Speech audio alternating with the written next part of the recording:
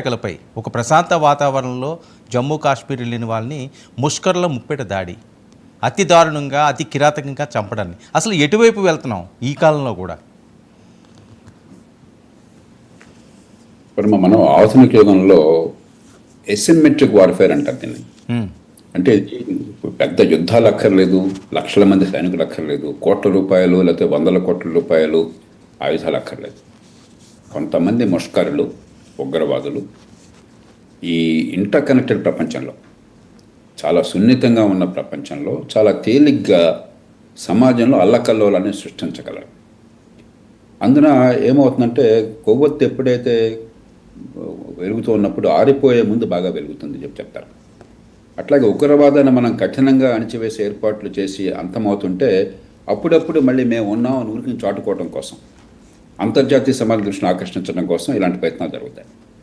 గత వారంలో మీరు చూస్తే 2 సంఘటనలు జరిగినాయి. ఒకటి, పాకిస్తాన్ ఆర్మీ చీఫ్ ఏ కారణము లేకుండా, కనీసం మనతో సంబంధించే కారణాలు లేవు, బహుశా అంతర్గత కారణాల వల్ల పాకిస్తాన్ సైన్య ఉనికినో తన ఉనికినో కాపాడడం కోసం చెప్పాను, లేకపోతే ఇమ్రాన్ ఖాన్ని సైద్ధాంతిక ఎదుర్కోవడం కోసం అని చెప్పాను.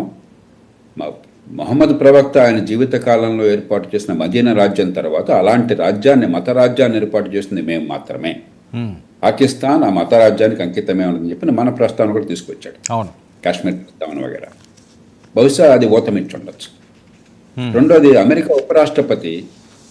ఉపరాష్ట్రపతికి పెద్దగా అధికారం లేకున్నా కూడా ప్రస్తుత ఉపరాష్ట్రపతికి అమెరికాలో చాలా కీలక స్థానం ఉన్నది. రాష్ట్రపతి ట్రంప్కి పూర్తిగా ఆప్తుడు ఆయన మనసులో ఉన్న భావాలకి ఆయన మెగాఫోన్. అంచేత ఆయన ప్రపంచంలో ఎక్కడికి వెళ్ళినా కూడా ప్రపంచం దృష్టి అక్కడ ఆయన మీద ఉంటుంది. కాబట్టి ఆయన ఉన్నప్పుడు భారత పర్యటనలో ఉండగా ప్రపంచం దృష్టిని ఆకర్షించడం కారణంగా కావచ్చు ఈవేళ ఈ దుర్మార్గపు చర్యలను చేపట్టారు. దీన్ని మనం ఖచ్చితంగా కఠినంగా ఎదుర్కోవాలి, దానిలో అనుమానం ఏమాత్రం లేదు. కానీ రాజకీయంగా ఏకగ్రీవంగా ఎదుర్కోవాలి, సమాజం మొత్తం ఏకమై. అంతేగాని బెంబేలెత్తిపోవటము, మనమంతా కూడా గుండెలు బాదుకోవటము అది సరైన పరిష్కారం కాదు. లేకపోతే ఒకళ్ళు నిందించుకోవటం పరిష్కారం. మన వెళితే మన కళ్ళు పుడుచుకోకూడదు. వాళ్ళు ఒక వ్యూహంతో వచ్చారు. ఒకటి, ప్రపంచ దృష్టిని మరోసారి ఆకర్షించాలి. 2, కాశ్మీర్లో ప్రభావాన్ని కోల్పోతున్నారు. 370 నిర్మూలన వల్ల అక్కడ ఆర్థికంగా పెట్టుబడులు పెరగడం చేత, టూరిజం పెరగడం చేత అక్కడ ప్రజలు భారతదేశంలో అంతర్భాగంగా ఉంటే ఉన్న లాభాన్ని మరింత బాగా బలంగా గుర్తించడం చేత ప్రభావం కోల్పోతున్నారు. ఈ నేపథ్యంలో వాళ్ళు ఒకసారి ఉనికిని చాటుకోవడం కోసం చేశారు. కాబట్టి వాళ్ళని పూర్తిగా అణిచివేసేందుకు అన్ని ఏర్పాట్లు చేయాలి. అంతేగాని మనం ఏదో పూర్తిగా నాశనం అయిపోయిందన్న భావాన్ని మనం వ్యక్తం చేయాల్సిన అవసరం లేదు. ఖచ్చితంగా ప్రభుత్వం చేపట్టిన చర్యలు 370 నిర్మూలన కానీ, లేకపోతే అక్కడ పెట్టుబడులను ప్రోత్సహించే ఏర్పాట్లు కానీ, వలసలను ప్రోత్సహించే ఏర్పాట్లు కానీ, పుట్టాడా మరో దేశంలో రాష్ట్రంలో పుట్టాడా తేడా లేకుండా దేశంలో అందరూ పౌరసత్వం ఒకటే ఉందన్న విషయాన్ని గుర్తింపు చేయడం కానీ, ఇవన్నీ సరైనటువంటి చర్యలు. దాన్ని కొనసాగించాలి. అదే సమయంలో పాకిస్తాన్ లోపల అక్కడ ఆర్మీలో కొన్ని విభాగాలు కావచ్చు, ఇంటెలిజెన్స్ కావచ్చు, కొన్ని రాజకీయ శక్తులు కావచ్చు, వాళ్ళు ఖచ్చితంగా మనకు వ్యతిరేకంగా వచ్చేస్తున్నారు నిరంతరం. అందులో వాళ్ళు కూడా వాళ్ళ మీద దృష్టిని ఆకర్షించకుండా మన మీద దృష్టి పెట్టేందుకు చేయడం కూడా ప్రయత్నం చేయొచ్చు. పాకిస్తాన్ ఆర్థిక సంక్షోభంలో ఉన్నది. ఇమ్రాన్ ఖాన్ని జైల్లో పెట్టి దానికి దేశంలో ఆ భారణ ప్రజాదరణ ఉన్నది.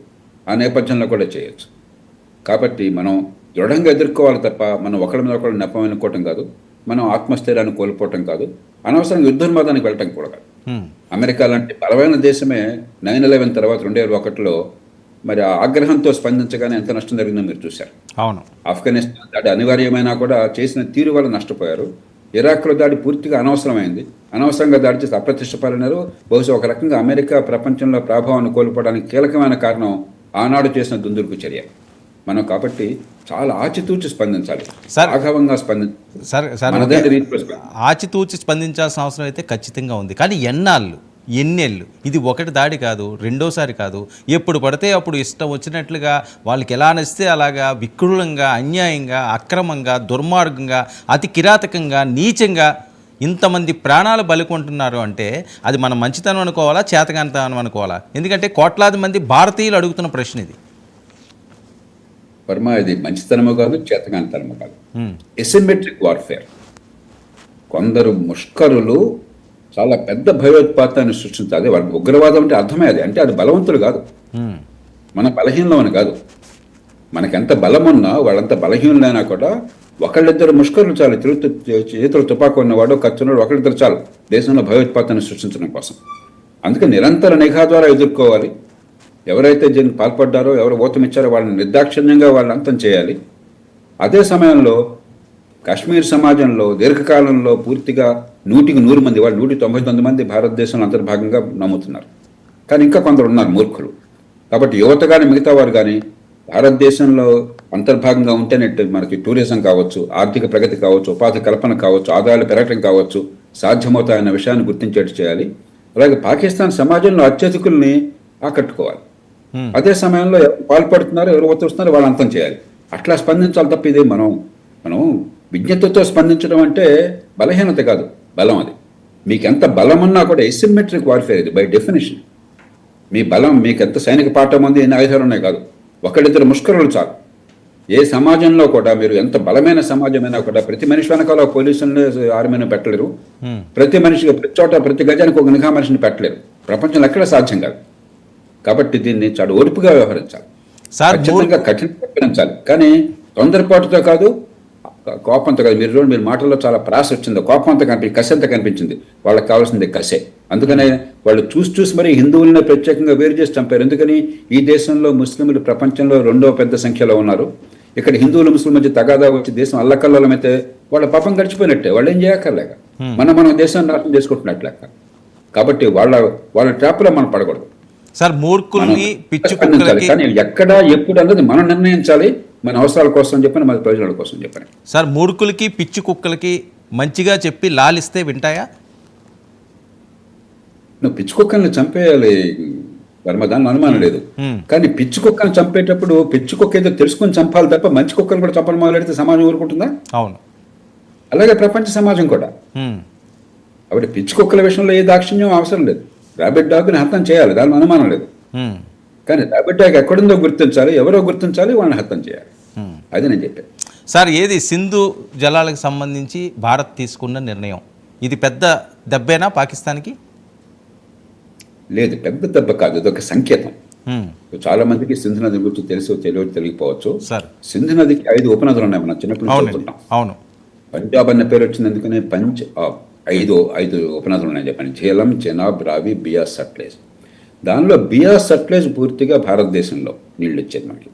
ఉదాహరణకి భాక్రానంగల్ ప్రాజెక్టు సట్లెజ్ నది మీద. ఝేలం, చెనాబ్, రావి చాలా మేరకు పాకిస్తాన్లోనే.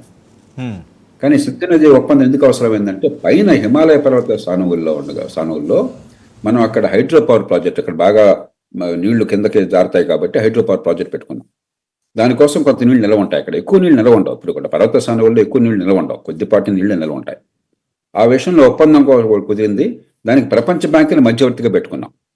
ఈ మధ్యకాలంలో పాకిస్తాన్ మళ్ళీ కొంచెం ఏదో లేని అంశాలు తీసుకొచ్చి అనవసరంగా గొడవలు చేస్తే మళ్ళీ ప్రపంచ బ్యాంకే మనం పంపించాం. ప్రపంచ బ్యాంక్ మన వాదాన్నే పూర్తిగా అంగీకరించింది. మళ్ళీ ఆ ఒప్పందం ఖరారైంది. కాబట్టి ప్రస్తుతానికి ఒప్పందం పక్కన పెడుతున్నామంటే పాకిస్తాన్లో మనం వాళ్ళకి అన్యాయం చేస్తున్నామని కాదు. మన ఉద్దేశం పాకిస్తాన్లో రైతులకు అన్యాయం చేయడం కాదు, ప్రజలకు అన్యాయం చేయడం కాదు. ఒక సంకేతాన్ని ఇస్తున్నాం. ఎందుకంటే అక్కడికి వెళ్తే నీళ్ళని మనం ఆపట్ల, ఆ నీళ్లు మనం వేరే వాడుకునే ప్రయత్నం ఏం చేయట్లా, రాజ్యం కూడా కాదు. కేవలం కొద్దిపాటి 2-3 టీఎంసీల నీళ్ళని మనం అక్కడ నిల్వ చేస్తున్నాము. దాని నుంచి హైడ్రో పవర్ వస్తుంది. ఆ వచ్చిన ఫ్లో అంతా కిందకి వెళ్ళిపోతాం. కానీ ఏం చెప్తున్నామంటే, గతంలో ఉన్న ఒప్పందాలను కూడా మేము అంగీకరించము. మీకు ప్రయోజనాలు ముడిపడిన జాగ్రత్త, భారతదేశంతో శాంతి ఉండడము, ఈ దేశంలో సమాజంలో శాంతిని కాపాడడము మాకంత అవసరం, మీకు కూడా ఎంత అవసరమో, లేకపోతే మీరే నష్టపోతారు సుమని హెచ్చరించేందుకు మార్గం తప్ప పాకిస్తాన్కి అన్యాయాన్ని మనమేం తలపెట్టట్లా. ఒక అంతర్జాతీయ సమాజానికి దౌత్యపరంగా ఒక సంకేతాన్ని ఇస్తున్నాం. ఈ పద్ధతి సరైనది కాదు అని చెప్పాను. సార్, భారత్ దగ్గరే ఉన్న ఇంటెలిజెన్స్ వర్గాల వాళ్ళ ఎఫిషియన్సీకి సంబంధించి పాకిస్తాన్లో ఎక్కడ ఈ ఉగ్రమూకలు ఎక్కువగా ఉన్నాయి, ఆ స్థావరాలు ఎక్కడ ఉన్నాయి, అవి ఇంకా ఐడెంటిఫికేషన్ అయ్యి ఉండమంటారా? ఎందుకంటే రెగ్యులర్గా ఈ ప్రాసెస్ జరుగుతూనే ఉంది. వాళ్ళు ఖచ్చితంగా సమాచారం మన వాళ్ళకి చాలా బలమైన సమాచారం ఉంది. ప్రభుత్వానికి ఉంది, ఇంటర్ నిఘా విభాగాలకు ఉంది, నేషనల్ సెక్యూరిటీ ఏజెన్సీకి ఉన్నది, మన సైనిక దళాలకు ఉన్నది, మన సమాజంలో కూడా కొందరు నిపుణులు ఉన్నారు. నాకు పెద్దగా తెలియదు కానీ వాటిని గురించి వాళ్ళందరూ కూడా ప్రతి ఈ ఉగ్రవాద సంస్థ, దాని ఉప సంస్థలు, శాఖలు, వాటి సంబంధాలు బాగా అర్థం చేసుకున్న చాలా మంది ఉన్నారు. పరిజ్ఞానం లేక కాదు. కానీ సమస్య ఏంటంటే, ఉగ్రవాద చర్యలు వీళ్ళు చేపట్టే అవకాశం ఉందని చెప్పి మనం చెప్పగలం తప్పితే ఎక్కడ ఎప్పుడు ఎలా అన్నది ప్రపంచంలో ఎవరూ స్పష్టంగా చెప్పలేరు. చాలా అరుదైన సందర్భాల్లో ఎక్కడ ఇది చేయబోతున్నారని తెలుస్తుంది అదృష్టం ఉంటే. హ్మ్. కాబట్టి ముందు పాకిస్తాన్ ప్రభుత్వము, పాకిస్తాన్ సైన్యము, పాకిస్తాన్లో ఇంటర్ సర్వీసెస్ ఇంటెలిజెన్స్ అని చెప్పని సైనిక దళాల మధ్య ఒక నిఘా విభాగం ఉన్నది. వాళ్ళు ప్రధానంగా దీనికి ఊతమిస్తున్నవాళ్ళు. వాళ్ళకి అర్థం కావాలి, దీనివల్ల పాకిస్తాన్ నష్టపోతుందని చెప్పిన అర్థం కావాలి. ఇది పాకిస్తాన్ రాజ్యం కనుక మద్దతు ఇవ్వకపోతే కేవలం పాకిస్తాన్లో ఉన్న కొందరు ముష్కర్ల వల్ల జరిగే పని కాదు. హ్మ్. రాజ్యం మద్దతు కూడా ఉన్నది. అదే సమయంలో రాజ్యం కాదని చెప్పడానికి వంక కూడా ఉన్నది. లష్కర్ తోయిబా రాజ్యం కాదు కదా, రాజ్యం మద్దతు ఉన్నా కూడా.